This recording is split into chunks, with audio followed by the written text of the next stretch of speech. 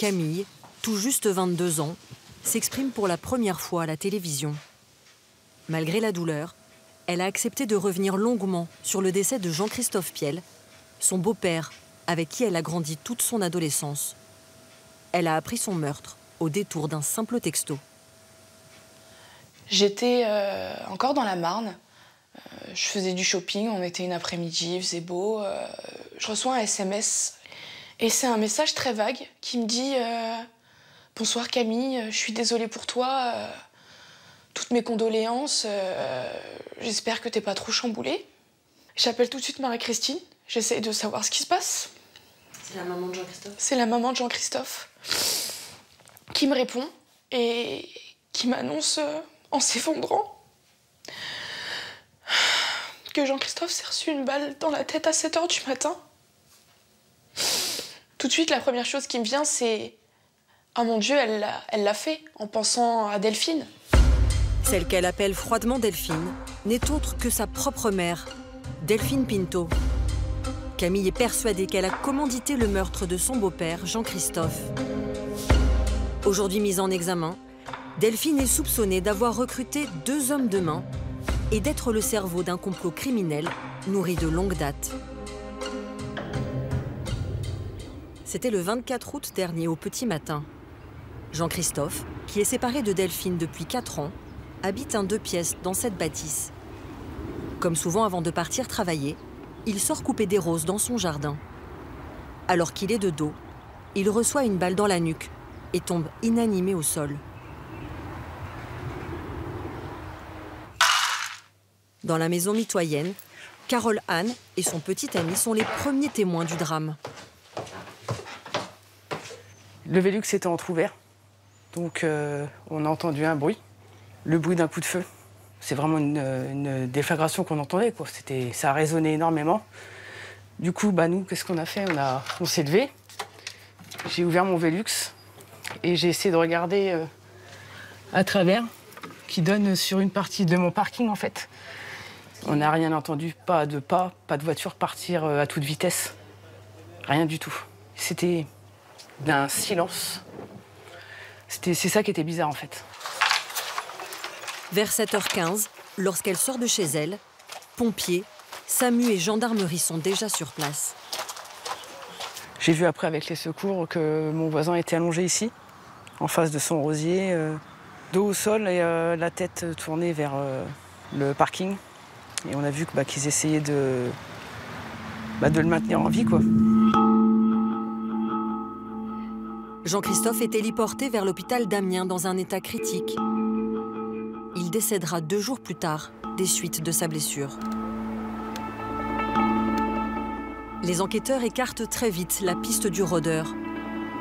Ils envisagent plutôt un tireur embusqué dans les buissons, venu procéder à une exécution.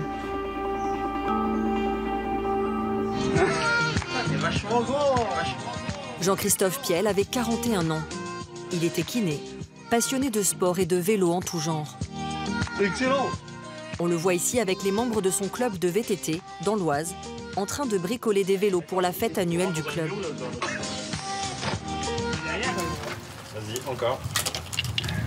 Ouais, c'est nickel. Ah, il est bien. C'est pas mal, là, quand même.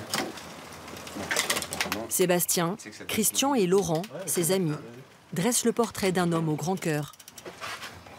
La joie et la bonne humeur. Toujours, toujours. Même quand c'est dur. Toujours en train de rigoler et tout. Non, c'était quelqu'un de formidable. Il a apporté quand même beaucoup de choses au club.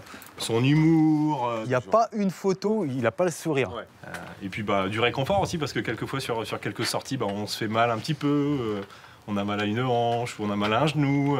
Et puis il y avait toujours la table de kiné quasiment dans la voiture. Et puis on avait tous un petit peu le droit, à tour de rôle, au retour de balade, à une petite séance de kiné, quoi. Un homme qui faisait l'unanimité autour de lui. On ne lui connaissait aucun ennemi, sauf peut-être son épouse, Delphine, avec qui la séparation était plus que houleuse. Ils se rencontrent en 2011. Jean-Christophe est alors le kiné de Laurent, le fils de Delphine. À l'époque, elle vit seule avec ses 3 enfants Lui est divorcé, papa d'un petit garçon de 5 ans. Entre eux, c'est le coup de foudre. Ils se marient en 2013 au château de Chantilly. Un mariage en grande pompe, comme Delphine en a toujours rêvé.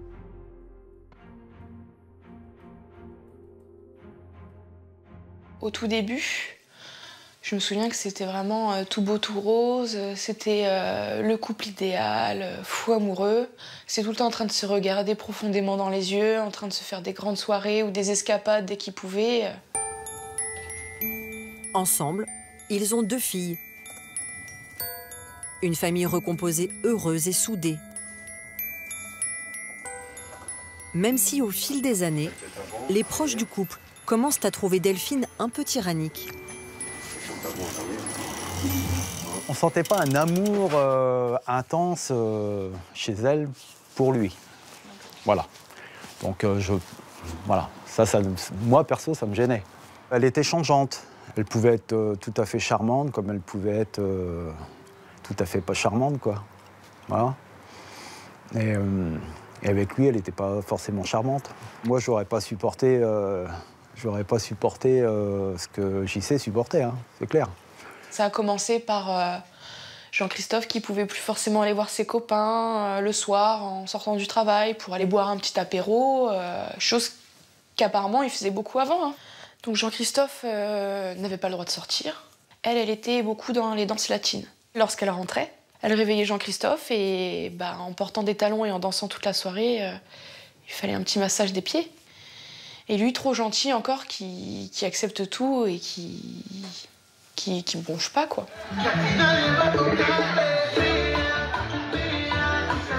Delphine sort beaucoup en soirée salsa.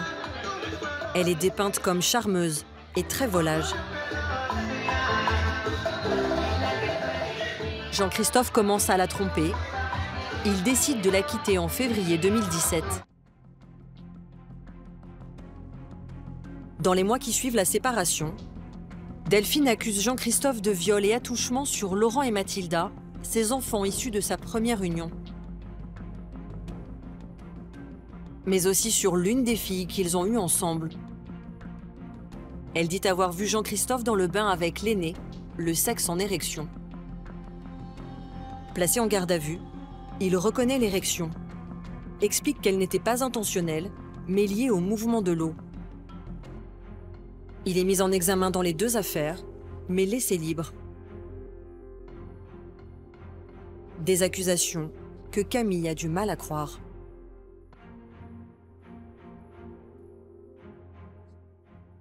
J'ai jamais rien remarqué de particulier.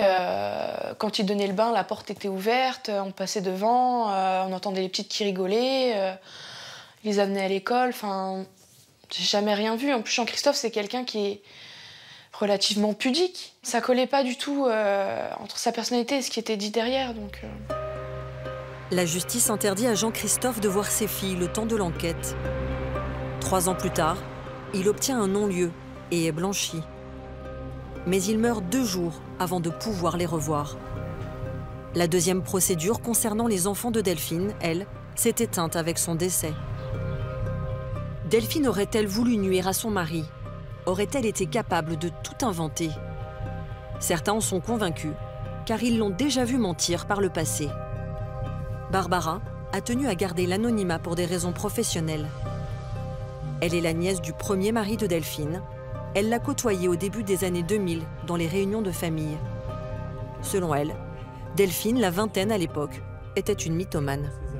Ce qu'elle nous disait, c'est qu'elle avait des usines de Porto au Portugal. C'était un héritage où, voilà, qu'en tout cas, elle était héritière, quoi, voilà. Et la chose qui m'a frappée, elle nous disait, je suis avocate à Beauvais ou je sais plus trop. Ça me paraissait improbable. Quand on s'est rencontrés, elle a 22 ans, elle a des enfants en bas âge. Pour moi, on peut pas être avocate à 22 ans, quoi. Enfin, moi, j'ai jamais été dupe, en tout cas, personnellement.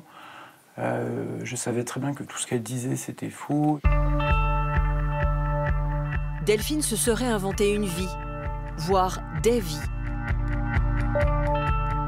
En 2005, fraîchement divorcée avec ses 3 enfants à charge, elle fait croire à une association que son fils Laurent, 3 ans, a besoin d'une greffe de rein en urgence à New York et récolte 20 000 €. Une arnaque à la compassion qui fera l'objet d'un reportage à la télévision. Guy Mazurier, en bon gestionnaire, réclame des justificatifs et le poteau rose est vite découvert. L'association n'a pas porté plainte, Delphine rembourse les 20 000 € et écrit dans une lettre manuscrite avoir tout inventé. Dans ce même reportage, les journalistes reviennent sur une escroquerie montée par Delphine en 2011. Cette fois encore, elle se sert de la santé de son fils. Sur sa page Facebook, elle raconte le calvaire de Laurent, 8 ans. Il souffre du dos. Il faut réunir 17 000 € pour le sauver. Elle publie des photos poignantes, des schémas explicatifs, et les donateurs affluent.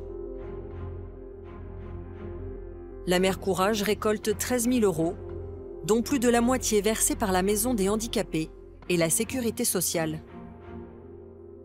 Laurent avait bien un problème de dos pour lequel il a eu besoin d'un corset, mais ça n'a duré que quelques mois et n'a pas coûté 1 € à sa mère. En 2016, Delphine sera condamnée pour escroquerie à 2 ans de prison, dont 6 mois ferme. Bonjour madame, je me permets de me présenter, je m'appelle Julien. Interrogée en 2017 en caméra cachée, elle maintenait que son fils avait besoin d'aide. Pour moi, c'était justifié. Vous n'avez pas le... C'est pas de l'argent que j'ai mis dans ma poche et je suis partie en vacances. Faut arrêter quoi. Faut arrêter à un moment les conneries. Ah oui, c'est vrai, il y a 3 chèques où j'ai fait des courses, mais je pense qu'il n'y avait rien d'extraordinaire à part du jambon, des pâtes, de la purée. Je peux me regarder dans la glace et me dire au moins j'ai fait tout ce que j'ai pu. Même si ça n'a pas été très légal sur tous les plans. Aujourd'hui, mes enfants, ils sont bien psychologiquement.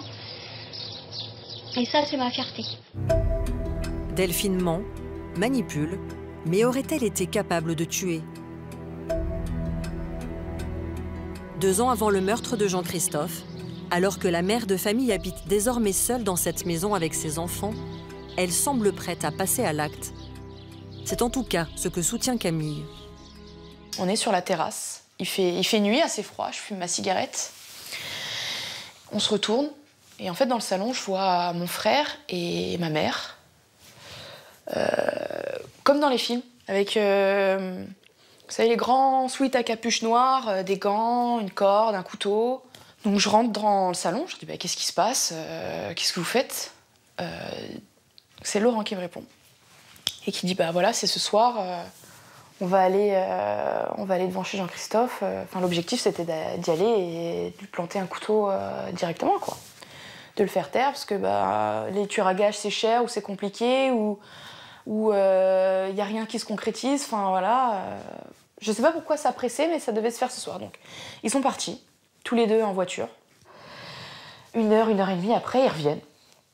Là, ils me disent qu'ils n'ont rien pu faire parce qu'à l'entrée, apparemment, il y avait une grosse porte qui ne pouvait pas être franchie. Donc, ils sont revenus sur leurs pas et ils sont revenus bredouilles, si je peux dire ça comme ça. À la même époque, Delphine aurait demandé à Camille, tout juste 18 ans, de sonder les mauvais garçons de son lycée pour essayer de trouver une arme à feu. Je suis allée jusqu'à me rendre quelque part pour essayer de revenir avec une arme. Donc, quel enfant fait ça? Quel même adulte fait ça? Vous réalisiez pas jusque-là? Jusqu'avant, non. Pour moi, je me disais... ma mère m'investit d'une mission, c'est pour la famille, parce que c'est quelque chose qui revenait beaucoup au sein du foyer, hein, c'est pour la famille, on est tous ensemble. S'il nous arrive quoi que ce soit, ce sera toujours la famille qui sera là derrière nous. Les autres, ils peuvent nous mentir, ils peuvent nous faire quoi que ce soit, nous trahir, mais la famille, jamais elle fera ça. On était vraiment dans ce genre de climat là à la maison, quoi. Aujourd'hui, Delphine nie toute volonté de tuer. Mais à l'époque, Camille s'interroge. Et lasse de toutes ces histoires, fuit le domicile familial en juin 2019. Elle alerte la justice sur le comportement de sa mère. L'affaire en reste là, jusqu'à la mort de Jean-Christophe. Dès le lendemain du crime, les enquêteurs s'intéressent à Delphine Pinto. Ils épluchent son téléphone et découvrent qu'elle a de nombreux amants, dont Bilal, 32 ans, qui l'invite à danser sur ses images. Ce commercial en informatique, célibataire sans enfant, est tombé sous son charme en soirée salsa. Sans antécédent judiciaire, il est décrit par ses proches comme toujours prêt à rendre service. Mais il aurait un gros défaut, il ne saurait pas dire non, surtout lorsqu'il s'agit d'une femme.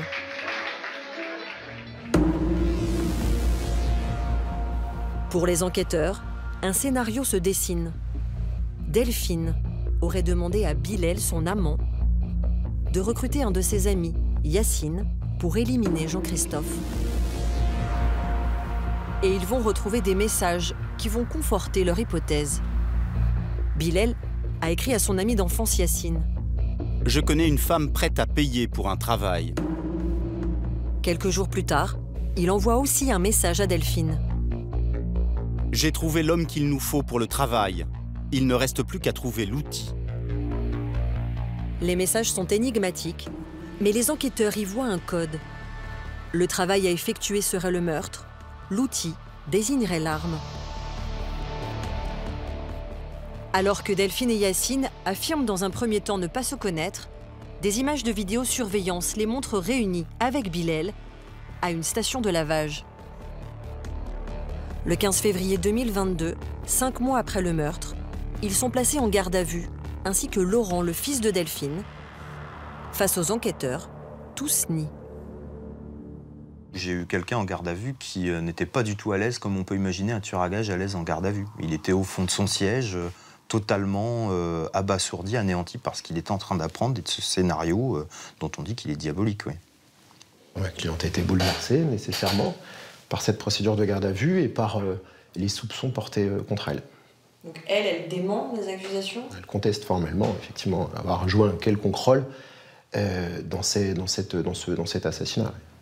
La garde à vue, c'est pas très bien passé, on va dire, parce qu'à partir du moment où je la rencontre et que moi je lui recommande de garder le silence, ce qui est son droit, le droit de tous les garder à vue, ça va nécessairement embêter les enquêteurs et qui vont prendre ce silence pour un aveu, tout simplement.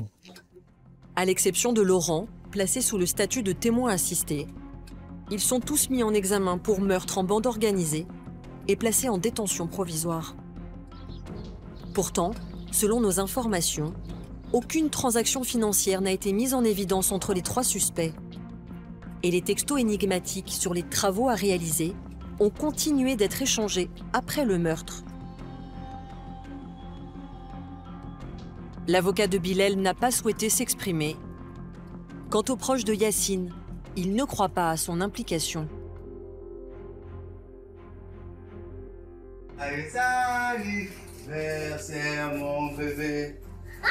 Yacine, 32 ans, est père de 2 petites filles. Il est restaurateur dans le Val d'Oise, dépeint par tous comme gentil, respectueux et travailleur. Pour son avocat, le mobile financier ne tient pas la route. Yacine serait intervenu dans ces faits en raison de difficultés financières. C'est quelqu'un qui a une société, qui a ouvert sa société, qui a injecté du capital dans sa société. C'est quelqu'un qui a toujours travaillé, qui est reconnu d'ailleurs dans ce domaine et dans le domaine de la restauration. Et c'est quelqu'un qui a toujours fait les démarches de manière totalement légale, apparente auprès des organismes étatiques. C'est quelqu'un de parfaitement inséré qui n'était pas dans le besoin financier. La conjoncture économique est certes compliquée, mais pour tout le monde, mais il n'était pas dans un besoin financier extrême. Maître Gallier dénonce une enquête à charge et souligne qu'aucune autre hypothèse n'a été sérieusement creusée. À ce stade, tous restent présumés innocents.